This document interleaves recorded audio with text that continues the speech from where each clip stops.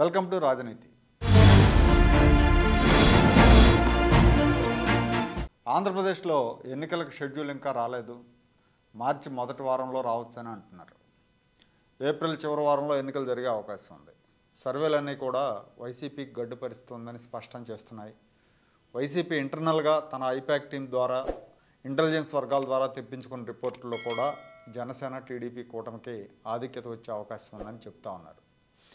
ఎన్నికలకు ఇంకా 2 నెలల టైం గడువున్నా ఆంధ్రప్రదేశ్లో పందెం రాయుళ్ళు మాత్రం ఇప్పటి నుంచే పందాలకు సరి అంటున్నారు.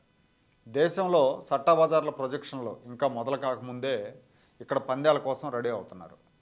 వచ్చే ఎన్నికల్లో తెలుగుదేశం పార్టీ జనసేన కూటమి విజయం సాధిస్తుందని ఎక్కువ మంది పందాలు కాస్తున్నారు.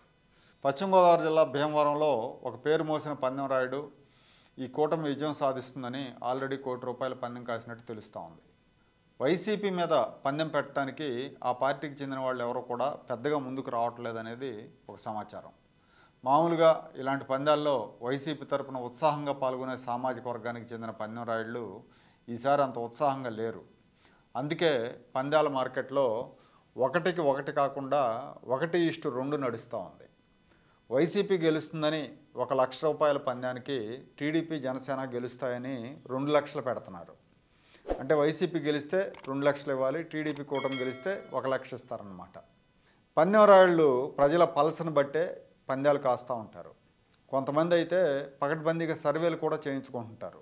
దానికోసం లక్షలు ఖర్చు పెడతారు కూడా. వైసీపీ మీద పందెం కట్టడానికి ఈసారి ఎవరు పెద్దగా ముందుకు రావట్లేదని పందెం రాయుళ్ళు దిగాలు పడుతున్నారు. ప్రస్తుతం గెలుపు మీద కంటే వైసీపీకి 65 కంటే ఎక్కువ రావని, 70 కంటే ఎక్కువ రావనే పందెం ఎక్కువగా నడుస్తున్నట్టు తెలుస్తూ ఉంది. దీనికి సంబంధించి ఒక ఆడియో సోషల్ మీడియాలో వైరల్ అవుతా ఉంది. ఆడియో ఒకసారి వినండి. ఇప్పుడు ఇది ఎంత నడుస్తుంది? మన 60 సీట్లు ఏదో చెప్పావు కదా, అది ఎట్లా? అది నిన్న కాసింది అయితే 70 వస్తాయని వాళ్ళ వైసీపీకి 70 వస్తాయని వాళ్ళు వైసీపీకి 70 వస్తాయని. ఒక చోట అయితే 65 ఉంది, 10 లక్షలు అంట. మరి 65 వస్తాయని 65 వస్తాయని వైసీపీ వాళ్ళు, రావని అపోజిషన్ వాళ్ళు. మనం టీడీపీ 64 వస్తే మనది 65 వస్తే వైసీపీ గెలిచినట్టు. అంతే. 65 పైన ఎన్ని వచ్చినా టీడీపీ వాళ్ళకే పందెం. 65 వైసీపీ కదన్నా. 65 వచ్చినా గానీ వాళ్ళకేనా?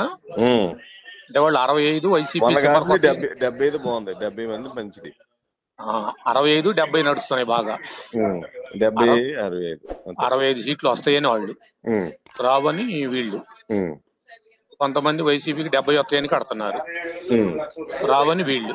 75 ఒక 2 లక్షలు ఉందని కనుక్కున్నా. మరి మొన్న అయితే 7 కలిపేసి ఇంకో 2 ఉందన్నాడు నిన్న. మళ్ళీ 70 సీట్లు వస్తాయని ఎన్ని లక్షలు ఉంది? 2 ఉంది ప్రస్తుతానికి అనుకుంటా. 65 వస్తాయని 10 లక్షలు ఉందంట. 65 వస్తాయని 10. గవర్నమెంట్ మీద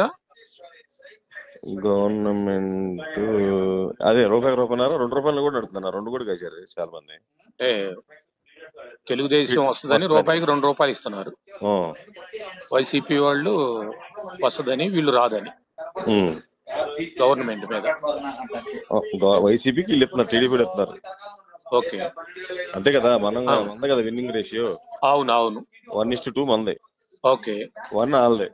ఓకే, వాళ్ళు మేము గవర్నమెంట్ ఫామ్ చేస్తాం, వాళ్ళు చేయమని మనం. ఇప్పుడు వీళ్ళు 65 సీట్లు వస్తాయని అంటే ఆటోమేటిక్ ఇప్పుడు ఆ రెడ్లే భయపడిపోతున్నట్లే కదా, గవర్నమెంట్ రాదని ఆటోమేటిక్. అంతే కదా, ఆటోమేటిక్. అంతే కదా, అంతే కదా. ఇదండి సంగతి.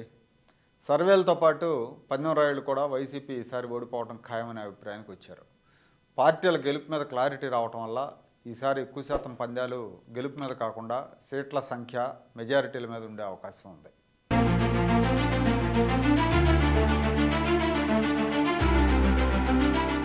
Like, share and subscribe to Rajaniti channel.